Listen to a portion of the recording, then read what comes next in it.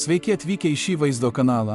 Šis vaizdo kanalas pristato ir dovanoja jums dangiškus meilės laiškus, kuriuos mums tada ir dabar siuntė mūsų viešpats Jėzus Kristus ir švenčiausioji mergelė Marija, kad galėtume tinkamai pasiruošti dangiškoms Dievo avinėlio vestuvėms. Šiandien Rumunijos Naujosios Jeruzalės šventajame vienuolyne pristatome Dievo žodį, ištartą mūsų viešpaties Jėzaus Kristaus. Ištrauka iš Dievo žodžio viešpaties atsimainymo šventėje 2024 metrų, rugpjūčio 19 dėj, aš esu tas, kuris.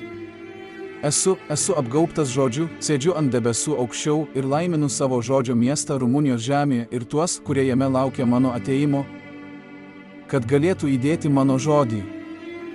Knyga, kai kalbu ją iš debesies. Mano žodis yra ganytojas, jis yra mokytojas ir tas, kuris iš jo mokosi, turi išminties iš aukštybių ir auga Dievui bei jo darbams tarp žmonių. Todėl šiomis dienomis aš statau žemėje tautą, ant kurios įtvirtinsiu savo karalystę ir tuo daliju savo žodį žemėje ganyti su ją, būti mokytojų tų, kurie priima mano žinią ir ruošiasi būti mano klusniais sūnumis, ir tai yra kaip mokykloje, o kai kurie nepriverčia savęs mokytis.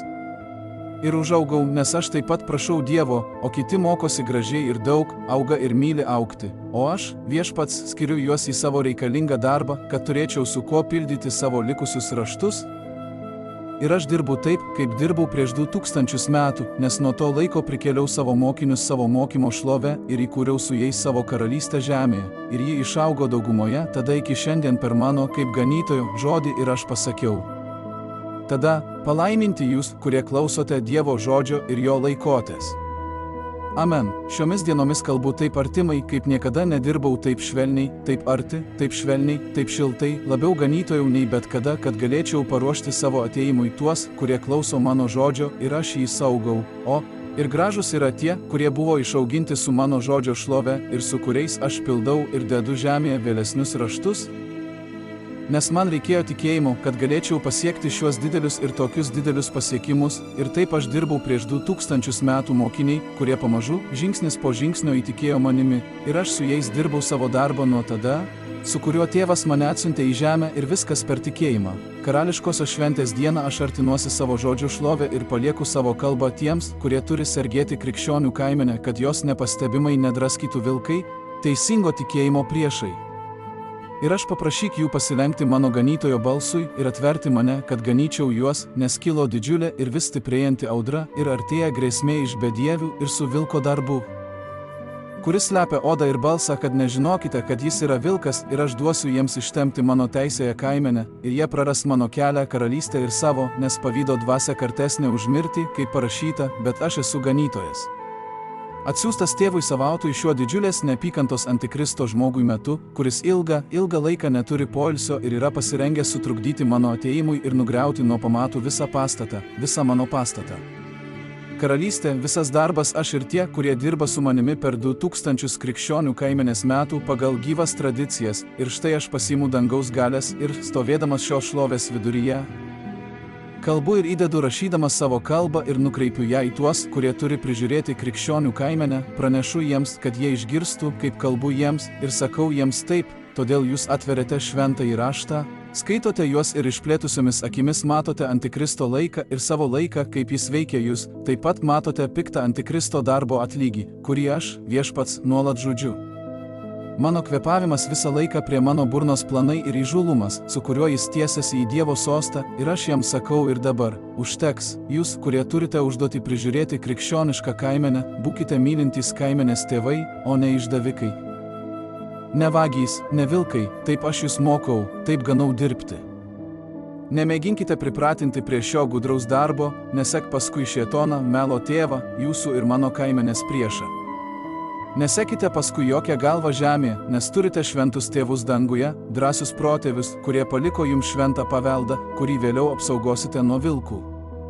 Žiūrėkite ir dar kartą žiūrėkite, kad net tegul jūs taip pat kankinatės kaip Rumunijos patriarchas, kuris prieš 100 metų nežiūrėjo ir leidosi apgautas antikristo, o mano vynuogyno tvora buvo paguldyta ant žemės, nes atėjo antikristas ir gundė patriarchą panaikinti šventųjų dienas iš kalendorių ir apversti dangaus šventųjų šventes ir judinti jas kaip nori.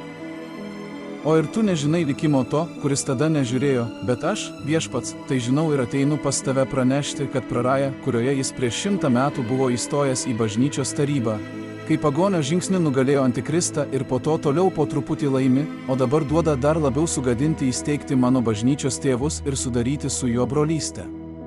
O ne. Ar tu neturi Dievo? Argi jūs neturite šventų protėvių ir tėvų, po kurios galvos tave ir ganau tave nebaru, o ne. Tačiau jūsų išdidumas yra per didelis, kad vėliau sulenktumėte savo protą ir širdį, nes manote, kad yra puikūs vardai tarp tarnų ir jums neleidžiama nusilenkti didiesiems, kuriuos žmonės iškėlė aukščiau už žmonės, kad atsiverstumėte. Didžiausi kaip jūs už save ir akląją minę su tikėjimu ir supratimu apie dalykų tiesą. Štai ką aš jums sakau, jei nusilenksite ir vėl pakeisite šventų švenčių tvarką, kaip tai darėte prieš 100 metų, šį kartą viešpaties Pašcha ir visos šventės, kurios priklauso šiai šventei, parašyk savo kaltę ir sumokėk už tai, bet aš, viešpats, atitaisysiu žalą per tuos, kurie po tavęs, kurie dirbs pagal mano slaptą planą, ir tu nešiosi amžiną gėdą žemėje ir danguje, kad išdrįsi nugalėti. Dievas už Antikristą, Kristus už Barabą, priešą, kuris dabar stumia jūs iš šešėlio, kad sugriutumėte mano bažnyčios pamatą daugiau nei prieš 100 metų to meto patriarchas, ir kuris, dėja jam ir jo amžinajam likimas, kad tu neturi, kaip tu gali žinoti tai, ką žino tik Dievas, o gydykitės, bet iš pasididžiavimo jumis dvasios, kad nėra juoko su daiktų teisingumu, atgailaukite už netikėjimą ir niekinkite save, o ne mane, ne tuos, kurie klusnumu neša mane savo gyvybę. Mano šio laiko žodžiai, bet ar tu žinai šią krikščionišką dorybę, kai esi toks didis, kad turi tiek daug išmoktos knygos, tiek žinių, kad žinai, kaip dar neapykantos smogti mano ateinančiame žodyje žemėje žmogus ir virš tavęs, ir štai, net jei apsimeti, kad esi didesnis už mane, tarsi žinotum, kas yra Dievas ir kur, ir kad ne aš kreipiuosi į tave dabar, kai atėjo laikas man ateiti ir ganyk vyrą, nes tu tik iki tol nešai jį į duobę. Štai vargas tau, man tavęs gaila. O jūs taip pat sakytumėte, tarsi jūs nugalėtų puikybės nuodėmės. Vargas mums, bet jūs neleidžiate to sužinoti apie save, o tik dirbate šią nuodėmę ir vargą ir ruošiate ją patys nežinodami, ko. Jūs darote, kai tikite, kad jūs darote dangų, Dievo ir dangiškųjų jėgų buveinę, virš jūsų, kaip parašyta. Todėl atsimainymo šventės dieną ant viešpaties Jėzaus Kristaus Taboro kalno prieš mokinius, kurie tada dalyvavo šiame mano šlovės atradime. Parašiau šį laišką jums, dirbantiems be Dievo ir prieš kelią į dangų. Mano bažnyčios 2000 metų aš gulėjau ant jos pirmojo akmens, o paskui mano mokiniai vienas prie kito, kol visas jos įsikūrimas žemėje buvo įvykdytas per šventuosius ir pranašus. Klausyk dabar mano žodžio šiandien, ir tu to nori nenori, nes mano žodis yra mano tiesa. Amen. Tai šios dienos pranešimo pabaiga. Te laimina jūs Dievas ir te būna arti jo švenčiausios širdies. Amen.